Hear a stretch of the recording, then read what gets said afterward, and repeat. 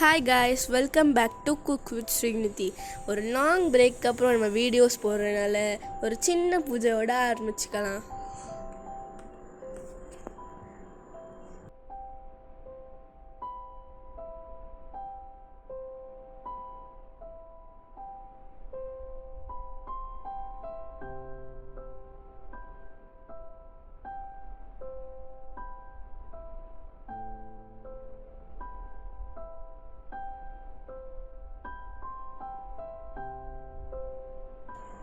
First நம்ம சாமிக்கு காமிச்சிட்டு நெக்ஸ்ட்டு நம்ம குக்கிங் பொருட்களுக்கு எல்லாத்துக்கும் காமிச்சு நெக்ஸ்ட்டு நம்ம சமைக்க ஆரம்பிக்கலாம்.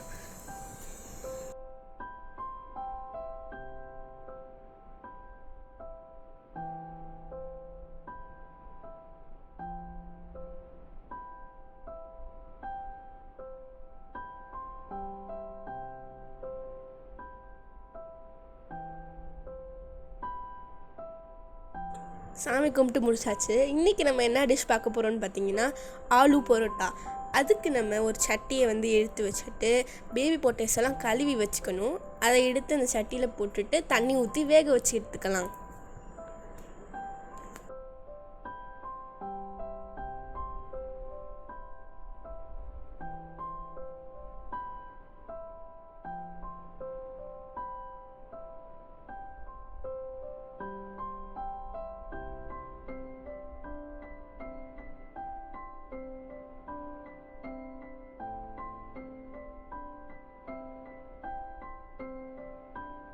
நம்ம குட்டி புட்டிட்டோ வேகிறதுக்குள்ளே நம்ம போய் பரோட்டாக்கு தேவையான மாவை பிசைஞ்சு வச்சுக்கலாம். கோதுமை மாவு எடுத்துக்கலாம். நெக்ஸ்ட்டு தண்ணி ஊற்றிக்கலாம்.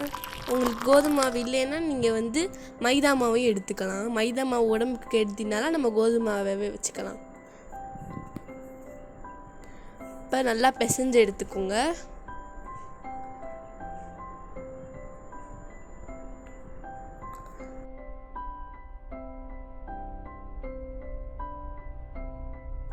இப்போ நம்ம லைட்டாக எண்ணெய் சேர்த்துக்கலாம்.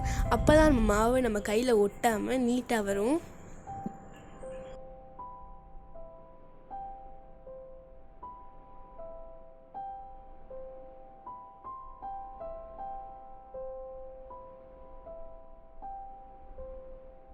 இப்போ நம்ம உருண்டை பிடிச்சி மூடி வச்சுக்கலாம். ஒரு 30 மினிட்ஸ்க்கு அப்புறம் நம்ம அதை எடுத்து நம்ம செய்யலாம். அப்போ தான் மாவு சாஃப்டாக வரும்.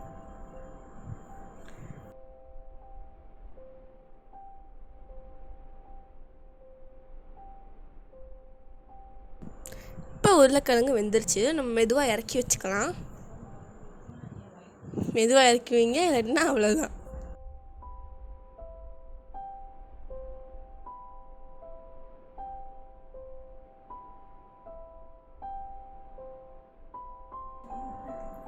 உருளைக்கிழங்கு ஒன்று ஒன்று தனியாக எடுத்து வச்சுக்கலாம். மெதுவாக எடுத்து வைங்க.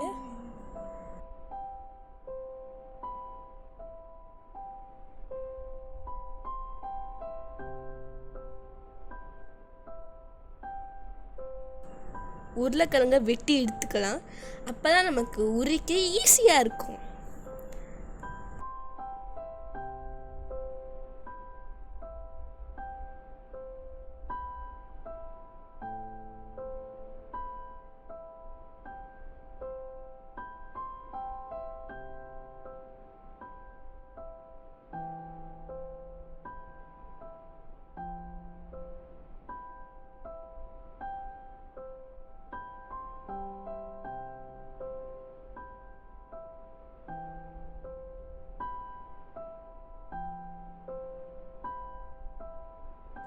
எல்லா உருளைக்கிழங்கையும் வெட்டி எடுத்துக்கிட்டாச்சு. இப்போ நம்ம உரிக்க ஸ்டார்ட் பண்ணிடலாம்.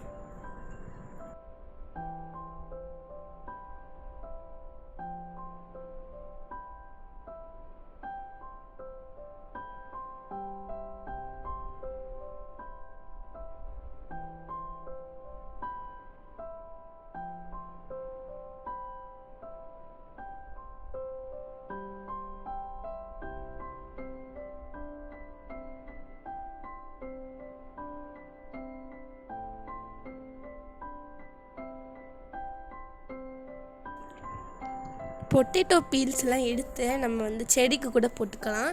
அது ஒரு நல்ல உரமாக கூட இருக்கும். இந்த உருளைக்கிழங்கு நல்லா உரித்து ஃபுல்லாத்தையும் நல்லா கழுவி எடுத்துக்கலாம்.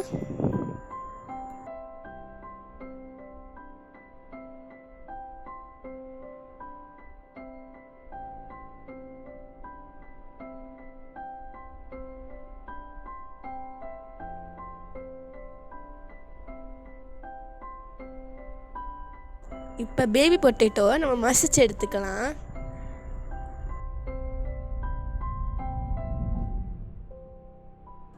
இப்போது ஒரு வெங்காயத்தில் மேஜிக் பண்ணலாம். பார்த்தீங்களா, கட் பண்ணி வந்துருச்சு. இப்போ நம்ம தேவையான அளவுக்கு உருளைக்கிழங்குல ஆட் பண்ணிக்கலாம்.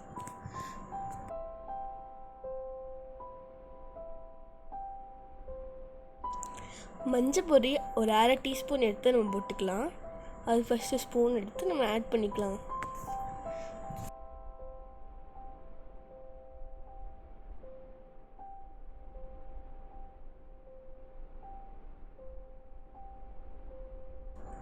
இப்போ நம்ம அதே 1/2 டீஸ்பூன் அளவுக்கு மிளகா பொடி ஆட் பண்ணிக்கலாம். உங்களுக்கு கொஞ்சம் காரம் நல்லா வேணும்னா இன்னும் கொஞ்சம் கூட ஆட் பண்ணிக்கலாம்.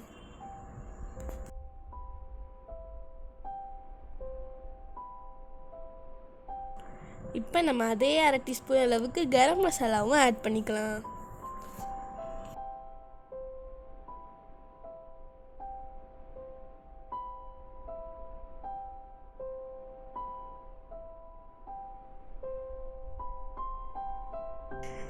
தேவையான அளவு உப்பையும் போட்டுக்கலாம்.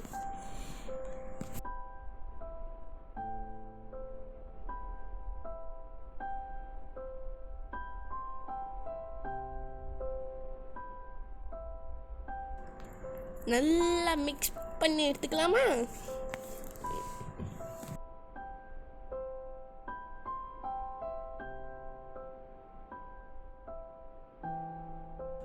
ஒரு ஃப்ளேவருக்காக நம்ம கொத்தமல்லியை மேலே தூவி ஊற்றிக்கலாம்.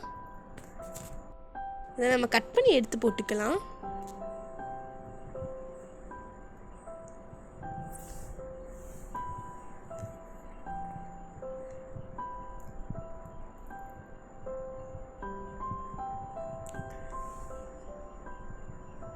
இப்போ நம்ம இதில் தூவி விட்டுக்கலாம்.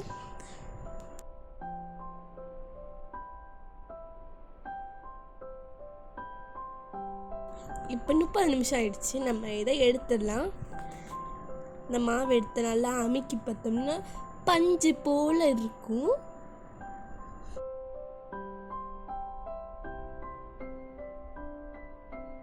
இப்போ நம்ம இதை சின்ன சின்ன உருண்டையாக பிடிச்சி வச்சுக்கலாம்.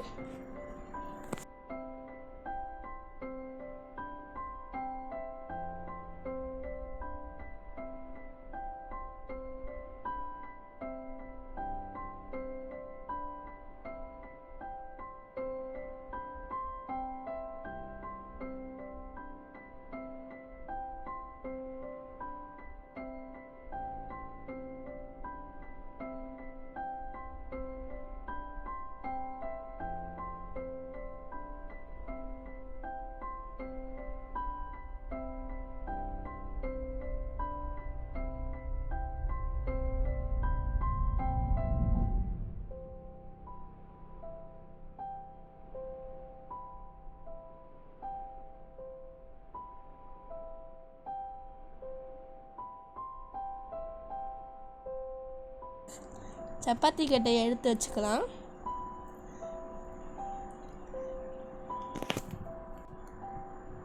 நம்ம கோதுமை மாவு லைட்டாக பக்கத்தில் எடுத்து வச்சுக்கலாம். அப்போ தான் நமக்கு உருண்டையாக வரும். லைட்டாக தூவி விட்டுட்டு ஒரு உருண்டையாக எடுத்து அது மேலே வச்சு நம்ம தேய்ச்சி எடுத்துக்கலாம்.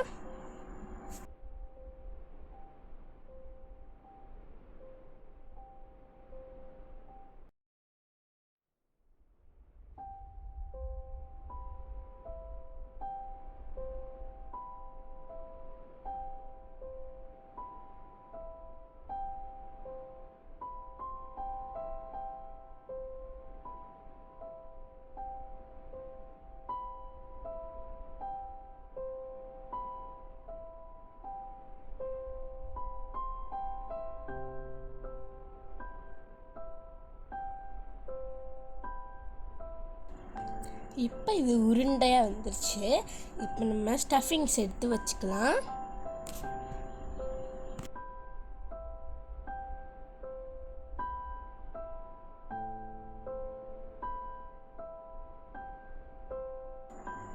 இப்போ நம்ம கொஞ்சம் கொஞ்சமாக அந்த ஸ்டஃபிங்கை உள்ளே வச்சு நம்ம மடித்து எடுத்துக்கலாம்.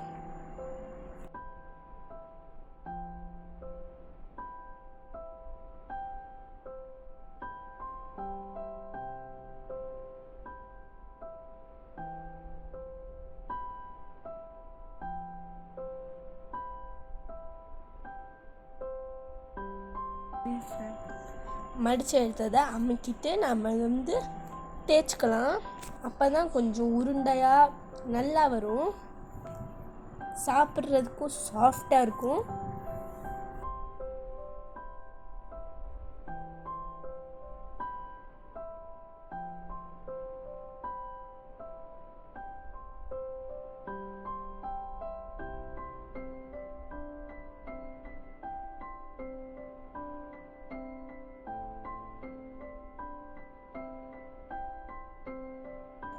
இந்த மாதிரி எல்லாத்தையுமே நம்ம இதே மாதிரி செஞ்சு உருட்டி மேலே மேலே அடுக்கி வச்சுக்கலாம்.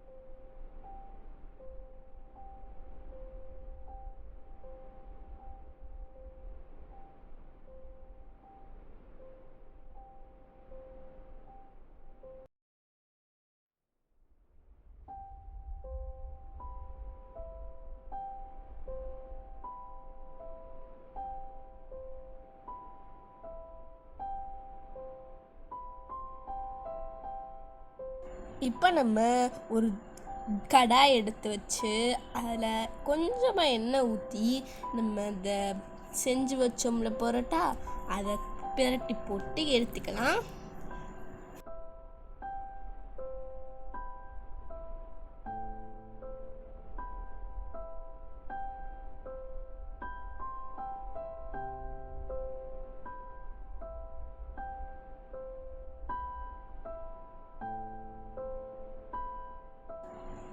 ஒன்று வெந்தக்கப்புறம் ஒன்றா எடுத்து நம்ம போட்டு வச்சுக்கலாம்.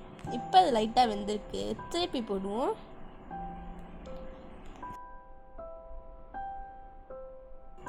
லைட்டாக அமுக்கி விட்டுக்கோங்க, அப்போ தான் நமக்கு வந்து உள்ளே இருக்கிற ஸ்டஃபிங் வேகும்.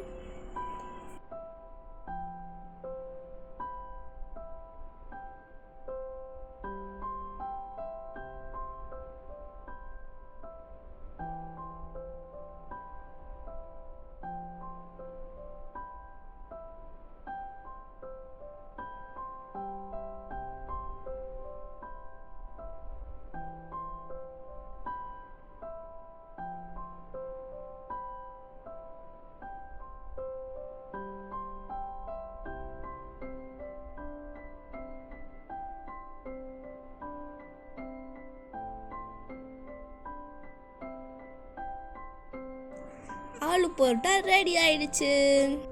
பிடிச்சிருந்துச்சுன்னா லைக் பண்ணுங்கள், ஷேர் பண்ணுங்கள் மற்றும் சப்ஸ்கிரைப் பண்ணுங்கள். அடுத்து நம்ம என்ன டிஷ் பண்ணலான்னு கமெண்ட்டும் பண்ணுங்கள். தேங்க்யூ ஃபார் வாட்சிங்.